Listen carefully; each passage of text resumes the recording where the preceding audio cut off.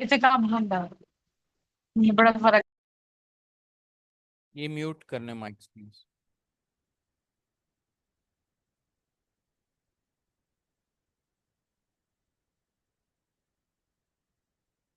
अच्छा जी। तो इसलिए बड़ा इंपॉर्टेंट है कि देखिए कुरान की जो ओरिजिनल टर्म्स हैं और जो कि उसकी बुनियादी टर्म्स हैं, अल्लाह ताला ने जो अल्फाज चुने हैं वो बेहतरीन अल्फाज हैं, उससे बेहतर कोई अल्फाज नहीं। और वो अगर आप अल्फाज चुनते हैं, वो अगर अल्फाज दावती मैदान में इस्तेमाल करते हैं, तो आप सबसे बेहतर पोजीशन में रहेंगे, ठीक है। लेकिन कई दफ़ा हम जो है फॉर एग्जांपल जिस ऑडियंस से बात कर रहे होते हैं, रेफर कर रहे होते हैं, तो समटाइम्स हम ये वाली टर्म्स यूज़ कर लेते हैं, जैसे कि omniscient की टर्म है या ओमनी प्रेजेंट की टर्म है, क्योंकि ये कई मामलों में वैलिड भी हो जाती हैं, ठीक है। ओमनेविडेंस की भी जो है ना वो इस तरह की टर्म्स। सो मूविंग फॉरवर्ड, पहला ये जो हमने कवर किया था कि ये इस तरह करके, फिर एक आता है एविडेंशियल प्रॉब्लम, ठीक है। जो हमने कहा था कि दो किस्म की फॉर्मेशन हैं, एक लॉजिकल प्रॉब्लम है और दूसरा एविडेंशियल प्रॉब्लम है। एविडेंशियल प्रॉब्लम जो हमने पहले भी बात की थी कि जैसे natural disaster cause suffering, birth defects, instant gruesome suffering, existence of evil makes probability of a loving God less likely or improbable, ठीक है। तो ये आइडिया है बेसिकली एविडेंशियल प्रॉब्लम, ठीक है। कि एविडेंस, अगर इवल का एविडेंस एग्जिस्ट करता है तो एक लविंग गॉड की प्रोबेबिलिटी कम होती जाती है, ठीक है। Difference from logical proposition, logical proposition से फर्क ये है कि is does not claim impossibility और लॉजिकल कॉन्ट्रडिक्शन, ठीक है। जो लॉजिकल प्रोपोजिशन है, जो कि लॉजिकल प्रॉब्लम ऑफ ईवल है, उसके अंदर ये कहता है कि ये इम्पॉसिबल है कि एक लविंग गॉड का एग्जिस्ट होना किसके साथ, एक मर्सीफुल गॉड के साथ, ठीक है। तो वो वाली जो प्रोपोजिशन है वो लॉजिकल प्रोपोजिशन होती है। जो एविडेंशियल होती है, बस ये होता है कि उसमें ये होता है कि अगर ईवल का मौजूद है तो इसका मतलब ये है कि एक मोहब्बत करने वाले खुदा का मामला कम, ये लेस लाइकली, ठीक है। ये स्टीफन फ्राई का क्या कहते हैं, बड़ा मशहूर जो है वो इंटरव्यू था। Knows what Oscar believed in as he died, in अच्छा, दरअसल मैं spite of your protestations. Suppose it's all true, and you walk up to the pearly gates and you are confronted by God. What will Stephen Fry say to him, or or it? I will basically, that is the Odyssey. I think I'll say bone cancer in children. What's that about? How dare you? How dare you create a world in which there is such misery that is not our fault? अच्छा, तो इसमें कहता है कि how dare you create a world with so much misery which is not our fault, ठीक है। तो ये भी एक बहुत बड़ा मामला है कि इसने एक और चीज की है कि इसने बिल्कुल ही अपने ऊपर से सिरे से ही ईवल का जो मामला है वो अपने ऊपर से हटा दिया, कि जो दुनिया में जो मसले मसाइल होते हैं उसमें तो हमारा कोई अमल दखल नहीं है, ठीक है। और वैसे भी ये चीज़ वैसे दिन ब दिन जो है डिस्प्रूव होती जा रही है कि मेजॉरिटी केसेस के अंदर, ठीक है, आपके जो अजाब हैं वो सारी चीज़ें जो हैं, जो आफात, इवन आफात तक जो है, नेचुरल आफात में बहुत बड़ा जो रोल है वो इंसानों की खुद एक्टिविटीज़ का, ठीक है। लेकिन इसको लॉन्ग, मैं आपको ये वीडियो नहीं दिखाना चाह रहा, ये वीडियो बाद में देख लीजिएगा, ये मैं भेजूंगा। लेकिन ये बहुत ही एग्रेसिव किस्म के अल्फाज यूज करता है, ठीक है। लेकिन देखें वो ये, इससे आपको ये पता अंदाजा होता है कि there is a level of anger, इनके अंदर गुस्सा है, ये एक इमोशनल एलिमेंट है जो कि ज्यादातर एथीस्ट के एथीज्म होने का कोई लॉजिकल प्रॉब्लम नहीं होता, कई दफा एविडेंशियल प्रॉब्लम ही होता है। अच्छा, तो सेकंड, अच्छा, एविडेंशियल प्रॉब्लम ऑफ इविल की कुछ टाइप्स होती हैं, ठीक है। एक तो हो गया ये मोरल वाला, ठीक है, moral evil, evil committed deliberately from choices and actions of moral agents individual, जैसे कि मर्डर, थेफ्ट वगैरह, ठीक है, इसको मोरल इविल कहते हैं। नेचुरल इविल ये होता है कि जैसा कि जो कि ह्यूमन कंट्रोल के बियॉन्ड है, मतलब यानी वो चीज़ें जिसमें ह्यूमन का वाकई में अमल दखल नहीं होता, जैसा कि अर्थक्वेक होता है, पेंडेमिक होता है, ये सारी चीज़ें होती हैं, ठीक है। तो मोरल ईवल पे तो चलो हम ये कह सकते हैं कि मोरल ईवल वो ईवल है जो कि हमारे खुद एक्शंस है, ठीक है ना, और उनकी वजह से होता है, तो इसका जो ब्लेम है हम मान लेते हैं कि 100% हमारे ऊपर है। लेकिन नेचुरल ईवल का क्या, ठीक है, नेचुरल ईवल वो वाला ईवल है जो कि आप कह लो कि भाई किसी के ऊपर अजाब आफत जो है वो इस तरह की आ गई है कि जिसमें इंसान ने कुछ किया ही नहीं, ठीक है। अब अर्थक्वेक जो है, ये बाकी चीजें हैं जिनकी वजह से लोग जो है मर रहे हैं, सुनामी है, ये है वो है। अब चले हम कुछ हद तक तो चलो मान लेते हैं, चलो कुछ तक हमने क्लाइमेट चेंज की भी बात कर लेते हैं, लेकिन देखो दुनिया अभी से थोड़ी बनी है, ठीक है। हम पहले से भी ये सारा कुछ मसले हो रहे हैं, इवल हो रहा है, जब हमारा क्लाइमेट चेंज पे इतना इम्पैक्ट था ही नहीं, ठीक है। तो अब तब की बात करें ना, तब क्यों ये सारा कुछ होता था, ठीक है। तो हम कह सकते हैं चलो ठीक है, नेचुरल ईवल भी एग्जिस्ट करता है, ठीक है। फिर एक नई फॉर्मेशन है जिसको कहते हैं सिस्टेमिक ईवल, ठीक है। और उसमें वही वाली बात जो मैंने पहले भी शुरू में मेंशन की थी, जिसको डार्विन ने भी जिक्र किया था, कि नेचुरल प्रोसेसेस की जो क्रूएलिटी है and suffering in evolutionary process, जैसे कि प्रेडेटर और prey, extension, survival of the fittest, ये सारी चीजें, ये इस तरह का डिजाइन है, स्पेशली एवोल्यूशन का जो डिजाइन है, वो दूसरे की सफरिंग के ऊपर अपनी एग्जिस्टेंस को बनाता है, कि जब तक दूसरा सफर नहीं करेगा या दूसरे के साथ कोई जुल्म नहीं होगा, तब तक जो है वो अगला जो है वो थ्राइव नहीं करेगा, सरवाइव नहीं करेगा, ठीक है। तो इस चीज को वो नाम देते हैं सिस्टेमिक ईवल। तो कहते हैं कि एटलीस्ट अगर आप मोरल ईवल को कवर कर भी लें, तो कहते हैं कि ये नेचुरल और सिस्टेमिक ईवल जो है ना, ये ऐसा एविडेंशियल ईवल है जिसपे हम ये कंफर्म कह सकते हैं कि ये प्रोसेस बनाया ही ऐसा गया है कि जिसके अंदर मोहब्बत का अमल दखल नहीं है। अच्छा, तो इसका क्या जवाब आता, ठीक है, इसके क्या जवाब आता है इसमें, अब आते हैं। अच्छा, इससे पहले हम जवाबात पर आए इसमें ईवल के, आप लोगों के पास क्या प्रोपोजिशंस हैं कि इनके क्या जवाबात तो हो सकते हैं, any suggestion from your and. एक तो हमने पहले ये डिस्कस कर ही लिया कि ईवल की एग्जिस्टेंस का हम क्या आंसर दे सकते हैं, कि हमारे ऊपर हमारा इम्तिहान वाला जो मामला है, और जो कि हम हमारे ऊपर जो चीज़ें वाज़ेह हो जाएं, एक तो ये हो ही गया। लेकिन नेचुरल और सिस्टेमिक ईवल का क्या जवाब हो सकता है, जिसमें ये कहा जाए कि देखो, अल्लाह ताला ने ऐसा सिस्टम ही क्यों बनाया जिसके अंदर दूसरे की जो मौत है वो जो है वो क्या कहते हैं कि अगले को अ, उसके सर्वाइवल के लिए लाजिम व मलजूम हो। तो बताएं जी, कोई जवाबात आपके जहन में हो इस फॉर्मेशन के लिए। एक तो टेस्ट ही है, मतलब टेस्ट से ही इसका एक तो जवाब बनता है कि बिल्कुल नेचुरल इवल्स। मैंने कहा टेस्ट से हो गया जवाब, और कोई जवाब जो आप बिल्कुल सही कह रहे हैं। और ये बहुत अच्छा जवाब है, इसमें कोई शक वाली बात नहीं है। मैं भी कह रहा हूँ कि जरा मैं आपको सोचने पे कह रहा हूँ कि और क्या और किस तरीके से हम इसको कवर कर सकते हैं, कि ऐसी जो system, for example systemic evil है, कि ऐसा प्रोसेसेस क्यों बनाए गए हैं जिसके अंदर सफरिंग जो है वो लाजमी व मलजूम है, जबकि अल्लाह ताला बिल्कुल केपेबल है एक ऐसा सिस्टम बनाने के जिसमें ये सफरिंग की जरूरत नहीं है।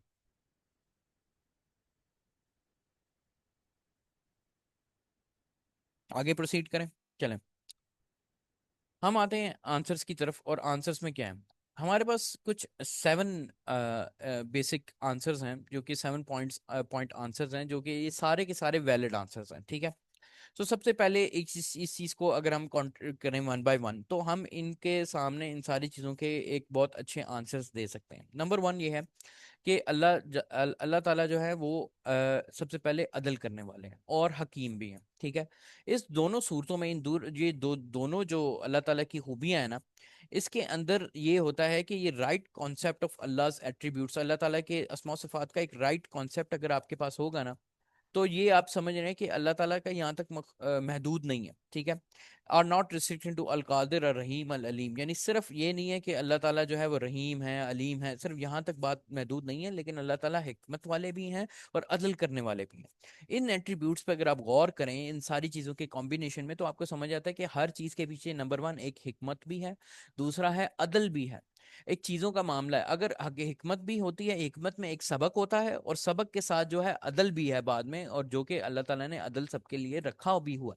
तो इस सूरत में होते हुए ईवल का मौजूद होने में कोई मसला ही नहीं है, ठीक है।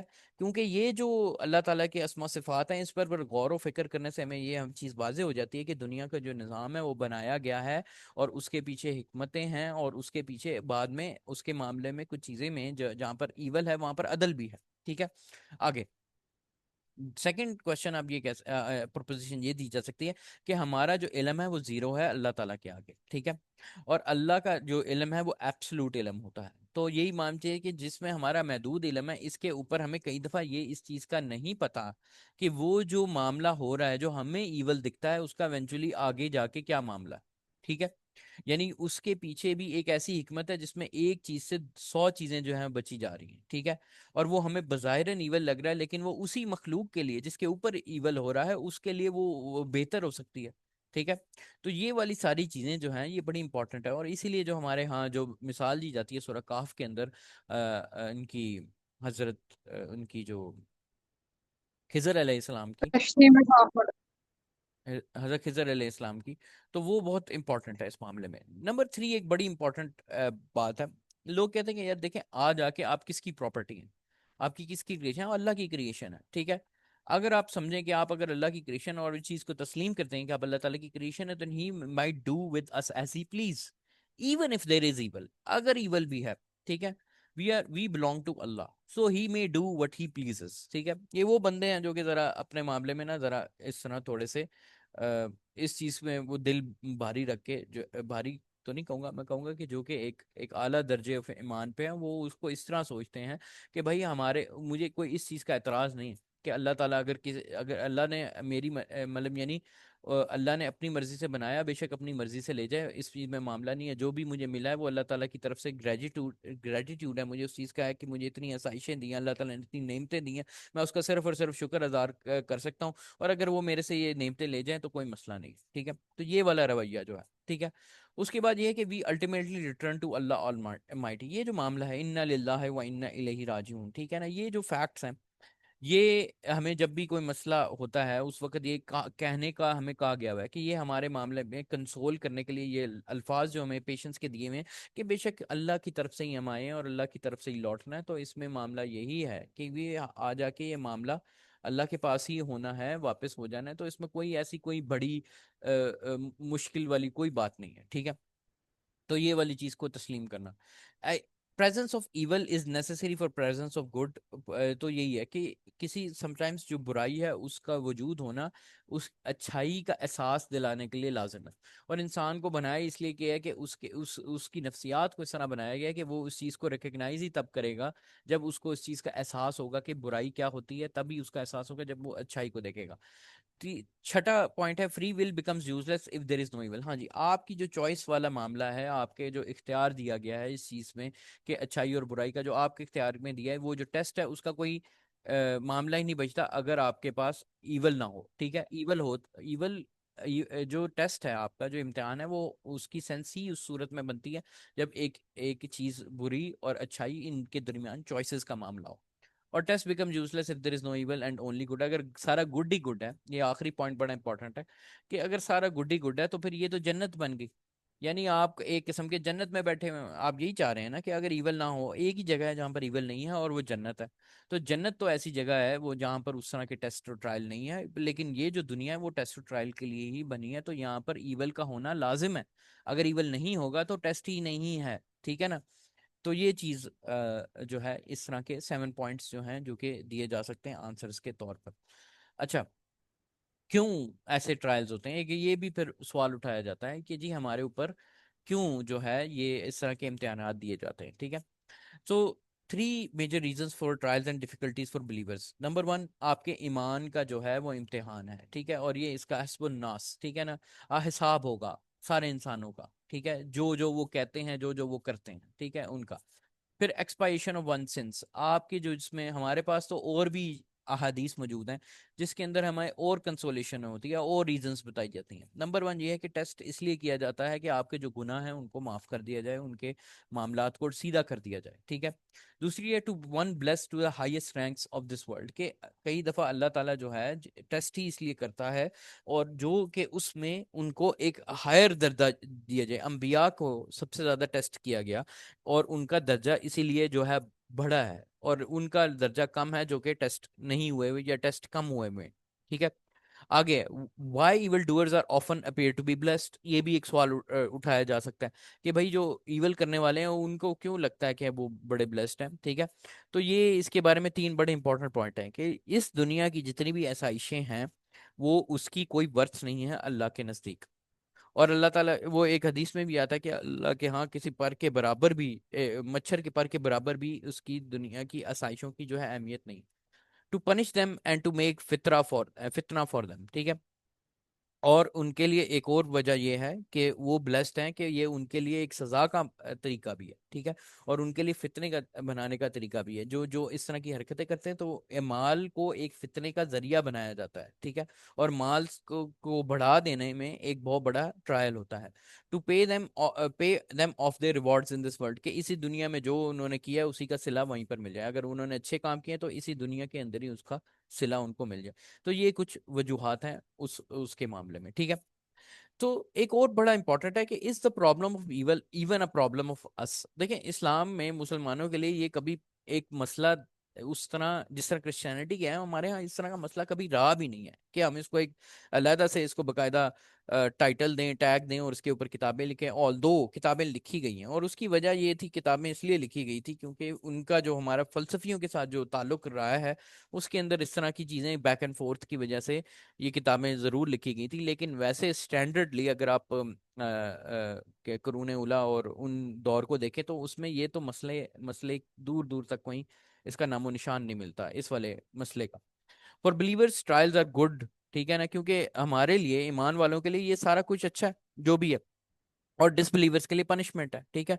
और ये हदीस के अल्फाज हैं, ठीक है, कि जैसे कि ये जैसे वो पेस्टिलेंस के बारे में हजरत आयशा पूछती हैं कि वो क्या है, उन्होंने कहा कि ये ट्रायल है और ये this is trial for believers और उसका रिजल्ट गुड है हर सूरत, ठीक है। और जो डिसबिलीवर्स हैं उनके लिए पनिशमेंट है, जो ईमान ना लाने वाले हैं उनके लिए वाकई में अजाब है, ठीक है। The creation of Allah is a manifestation of his बात मल्टीपल। भाई, जी जी। वहाँ पे ये हदीस में क्या था, क्या चीज है जो गुड है? पेस्टिलेंस के बारे में, यानी वबा और अजाब के मामले में, ठीक है ना, यानी वो जो पेस्टिलेंस होती है, यही जो जब ये कोविड फैला था ना, जिस तरह इस तरह की चीज जिसको कहते हैं, क्या कहते हैं इसे, मेरे ज़हन से निकल गया। अम, यानी ऐसी बीमारी जो फैल जाती है जिसमें लोग आ जाते हैं। तो एक हदीस है, हजरत आयशा की हदीस है, जिसके अंदर पूछा कि व्हाट अबाउट, यानी ऐसी बीमारी जो कि जिसमें ये लोगों के ऊपर एकदम से ये फैल जाती है बीमारी, ठीक है ना, जैसा कि मेरे ज़हन से निकल गया क्या कहते हैं, पेस्टिलेंस। तो एक उसकी टाइप है वबा, वबा कहते हैं, क्या कहते हैं, जिस तरह कोविड की एक बीमारी थी जो बिल्कुल फैल गया, या स्मॉल पॉक्स का है जो वो फैल जाता है। एक मिनट, हाँ जी, ये सर उर्दू में। नहीं, पैंडेमिक, पैंडेमिक या एंडेमिक, हाँ जी, पैंडेमिक या एंडेमिक, ठीक है। तो जिस ठीक तरह है। इस तरह की चीजें, ठीक है। तो ये जो चीजें हैं वो जब फैलती हैं, उसके हदीस में आता है कि हज़रत आयशा ने कहा कि इसके बारे में अल्लाह के रसूल सल्लल्लाहु अलैहि वसल्लम से पूछा गया कि व्हाट अबाउट, इसके बारे में क्या है। तो अल्लाह के रसूल सल्लल्लाहु अलैहि वसल्लम ने बाकायदा इसका रिस्पॉन्स दिया कि ये जो है ये एक टेस्ट है बिलीवर्स के लिए, ठीक है, कि उनके लिए इम्तिहान है, ईमान वालों के लिए, ठीक है, और वो उनके लिए अच्छा है, ठीक है। अगर वो इस पे सब्र करते हैं तो तब भी उनके लिए खुशी है, और उसको वो सह लेते हैं तो फिर उसके और उसमें अगर वो पकड़े जाते हैं इसमें, ठीक है, और बच गए तब उनके गुनाह माफ हो जाएंगे। और अगर वो इसमें पकड़े गए तो तब भी जो है वो अल्लाह के यहाँ जो है मामला, उसमें सब्र कर लिया तो उनके लिए जन्नत है, ठीक है। लेकिन जो जो डिसबिलीवर हैं, जो क्या कहते हैं कुफार हैं, उनके लिए ये सजा है, उसके लिए जितना भी वो उसके अंदर अजाब लेंगे, उसको एज अजाब लेंगे, अपने ऊपर जो है वो मलामत करेंगे, अल्लाह के ऊपर अल्लाह के बारे में बातें करेंगे, वो तो वाकई में जो है वो जहन्नम के लिए वो जहन्नमी बनेंगे। अच्छा, the creation of Allah is a manifestation of His multiple attributes, such as wisdom, justice, and it is not limited to His mercy or few attributes. ठीक है? The existence of evil is in fact evidence for existence of Allah. एक और ये proposition है, बल्कि इमाम अबू मंसूर अल मातुरीदी ने भी कहा है कि देखें, जो ईवल की वजूदगी है ना, वो अल्लाह ताला की वजूदगी की दलालत है। अगर कोई चीज में ईवल ना हो, वो इस चीज को बताती है कि क्या कहते हैं कि हर चीज अगर उस तरह बनी हुई है और वो अच्छे की तरफ जाई जा रही है, तो ये बताती है कि एक सिस्टेमिक मामला हुआ है, ठीक है। लेकिन चूंकि इसमें ईवल मौजूद है तो इसका मतलब इसका कोई ना कोई इसको चेंज करने वाला है, इसको कोई टेस्ट करने वाला है, इस सिस्टम को कोई बैक एंड फोर्स करने वाला है, और अल्लाह ताला के वजूद की दलालत देता है। Anyhow, the problem of evil at most questions and attributes of Allah rather than His existence. यानी अगर हम मान भी लें कि बहुत बहुत ही बड़ा मसला भी है, तो मैक्सिमम ये हो सकता है कि अल्लाह ताला के कुछ जो एट्रीब्यूट्स हैं वही जो मैंने पहले भी मिसाल दी थी, जिस तरह डार्विन ने भी इस चीज़ को एडमिट किया था कि भाई ज़्यादा से ज़्यादा वो ये कहते हैं कि अल्लाह ताला के कुछ जो खसूसियात हैं वो नहीं होंगी, लेकिन अल्लाह ताला के वजूद के ऊपर कम से कम कोई सवाल नहीं उठता। तो ये चीज़ है कि आज आके इस सारे मामले में भी कम से कम अल्लाह ताला के वजूद के ऊपर कोई सवाल नहीं उठता। अच्छा, मूविंग फॉरवर्ड, ठीक है। अच्छा, कुछ बिहेवियर होने चाहिए बिलीवर्स के, ठीक है। किस किस्म के बिहेवियर होने चाहिए ईमान वालों के लिए? तो ये चार स्टेजेस हैं, ठीक है, चार स्टेजेस हैं, जिसमें जब अल्लाह ताला अब एक बिलीवर के ऊपर एक अजाब भेजते हैं या ट्रायल भेजते हैं या टेस्ट भेजते हैं, तो उसके ये 4 बिहेवियर्स हैं जो कि हम दूसरी क्लास वेट करें। अच्छा, 1 मिनट बस, ये खत्म हो जाए, बस 2 मिनट में दे दें, मैं जल्दी करता हूँ, ठीक है। देखिए, सबसे पहले एक है कि जब अजाब आता है तो एक बंदा जो है वो डिस्ट्रेस हो सकता है, ठीक है। दूसरा वो काम ये कर सकता है, या जो अगला जो उससे ज्यादा डिस्ट्रेस फील करे और उसके बाद जो है उसको मतलब यानी उस पे जो है वो एक तो बिल्कुल मलामत करता है, ठीक है ना, अल्लाह के ऊपर बात करना शुरू कर देता है, तो वो तो ईमान वाला रवैया ही नहीं है। ईमान वाला रवैयों में से 4 रवैये, ठीक है। एक है कि वो डिस्ट्रेस में आ जाता है, चले कोई नहीं, ईमान वाला ईमान के बावजूद डिस्ट्रेस में आ सकता है, उसके ऊपर कोई मसला नहीं। लेकिन दूसरा है जो अगला पॉइंट है, वो अगला स्टेप ये है कि वो सब्र करता है, वो बकायदा उस पर सब्र करता है जो भी उसके ऊपर गुजरा है। फिर अगला आता है रिधा, जिसमें यह है कि वो उस चीज पे कंटेंटमेंट ले लेता है, वो इसको तस्लीम कर लेता है, कि तस्लीम कर लेता है कि हाँ ऐसा होना है और मैं इस चीज को एक्सेप्ट करता हूँ, अल्लाह ताला की तरफ से, अल्लाह ताला का निज़ाम है, मैं इसको एक्सेप्ट करता हूँ, ठीक है ना। और ये उससे अगला स्टेज है। और सबसे बड़ा जो स्टेज है इसमें मामले, वो शुक्र का है, कि जब कोई अजाब आए और वो शुक्र करना शुरू करते हैं, और जैसा कि सहाबा करते थे, शुक्र करते थे, वो कहते थे कि "ऐ अल्लाह तेरा शुक्र है कि हम अभी टेस्ट हो रहे हैं, क्योंकि हम इस दुनिया के अंदर, ये जो दुनिया है इसके अंदर ही जितना हमारे ऊपर अजाब आना है आ जाए, क्योंकि हम आखिरत में कोई अजाब नहीं चखना चाहते, ठीक है। और ये जो रवैया था उनका वो ये था, और बल्कि कुछ अरसे अगर उनके ऊपर कोई अजाब नहीं आता था तो बाकायदा वो ये चीज कहते थे कि कहीं अल्लाह हमसे नाराज तो नहीं हो गया, ठीक है। वो अल्लाह के रसूल के पास आते थे इस फिक्र से कि हमारे ऊपर कई दिनों से जो है वो टेस्ट नहीं आया, हमारे ऊपर कोई ट्रायल नहीं आया, कहीं अल्लाह हमसे नाराज तो नहीं हो गया। तो ये एक बहुत आला दर्जे का मामला है, और ये मैं बताऊँ, ये आम आम बंदा भी जो है वो इस तरह का रवैया इख्तियार कर सकता है। ये सोच चेंज करने की बात होती है। अच्छा, इसको जरा खत्म करें। तो मुस्लिम का जो वर्ल्ड व्यू है वो डीपली रूटेड इन इस बिलीफ सिस्टम है। अच्छा, इसमें एक हदीस मैं बयान करता चलूं जो कि बस मिसिंग है। एक हदीस बड़ी इंपॉर्टेंट है, और वो वाली है कि याद रखें कि अल्लाह ताला ने एक सिस्टम रखा हुआ है, जिसके अंदर एक हदीस में बकायदा आता है कि जब बंदा जो जन्नत में जाएगा, ठीक है ना, उसको एक बंदे को बिल्कुल क्या होगा कि पहले एक सिर्फ उसका जो कदम है उसका ना जहन्नम में रखा जाएगा। ये वो बंदा है जो कि वो कहेगा कि "ऐ अल्लाह, मैंने ये वो बंदा है जिसने सबसे ज्यादा मुश्किल गुजारी होगी, सबसे ज्यादा मुश्किल ट्रायल्स गुजारे होंगे उसके बारे में, कि वो बंदे का एक कदम जो है जहन्नम में रहेगा, और वो कहेगा "ऐ अल्लाह, दुनिया के अंदर तो मैंने कभी कोई अजाब या नाम की चीज ही नहीं चखी थी"। समझ आई? जब वो एक कदम उसका जहन्नम में जाएगा, फिर उसके बाद उसका एक कदम जो है वो जन्नत में रखा जाएगा। जैसे ही वो जन्नत में रखेगा, कहेगा "ऐ अल्लाह, मैंने तो कोई मतलब यानी इससे अच्छी कोई मतलब यानी वो इस ग्रेटफुलनेस में आ जाएगा कि कोई कोई अजाब नाम की कोई चीज ही नहीं है, ठीक है। तो यानी वो इस सेंस में कहना चाह रहा है कि पहले के यानी दुनिया में तो कोई मसला ही नहीं था, ठीक है, पहले जब जहन्नम को देखेगा, लेकिन जब वो जन्नत को देखेगा तो वो कहेगा कि मतलब मैं इससे कोई बेहतर कोई चीज नहीं है, और मतलब यानी मैंने वो इस तरह फीलिंग में आ जाएगा कि कभी उसकी सारी जिंदगी में कभी कोई अजाब आया ही नहीं, ठीक है। तो जन्नत का जो फ्लेवर है वो उस चीज के उसकी मेंटल स्टेट को इस तरह क्लियर कर देगा कि उसमें कि ये अल्लाह के पास के कैपेसिटी है इस चीज़ की, कि अगर कोई बंदा जो है वो शदीद किस्म के मसले में है, सारा मामला उसके लिए ख़राब भी है, तो अल्लाह के पास कैपेसिटी है उसकी सारी परेशानी हो, फिक्र, चाहे मेंटल हो फिजिकल हो, सबको दूर करने की, क्योंकि अल्लाह ताला ही उसका बनाने वाला है, ठीक है। तो इस तरह की कैपेबिलिटी रखना अल्लाह के लिए कोई मसला ही नहीं है, तो इस वजह से ये मामला हमारे यहाँ सिरे से ये सवाल उठता ही नहीं है, ठीक है। अगर किसी के पास कुछ होता भी है तो अल्लाह ताला उसको रिमूव कर सकता है। तो ये चीज़ें हैं, बस इसमें काफ़ी है इतना। इसमें ये थोड़े से कंपैरिजन है कि किस तरह का एक मुस्लिम वर्ल्ड व्यू होना चाहिए और एक नॉन मुस्लिम किस तरह सोचता है, तो उसका कंपैरिजन है। तो ये इंशाल्लाह ये आप खुद पढ़ लीजिएगा, बस ये वाली बात से मैं एंड करता चलूँ। आगे ये ईवल गॉड चैलेंज को छोड़ दें, ये असाइनमेंट वगैरह नहीं है, असाइनमेंट में आपको वो है जो मैं आपको बेचने लगा हूँ, ठीक हो गया। तो आप अगली क्लास के लिए चाहें, माफ़ी चाहता हूँ टाइम ओवर लेने के लिए। दरअसल अभी भी जो मगरिब का टाइम है वो उस तरह का नहीं हुआ, हमारी क्लासेस का टाइम पहले ही उन्होंने चेंज कर दिया। चलो कोई नहीं, अस्सलाम वालेकुम वरहमतुल्लाहि वबरकातुहू। कोई क्वेश्चन हो ज़रूर ग्रुप में पूछिए डिस्कशन में।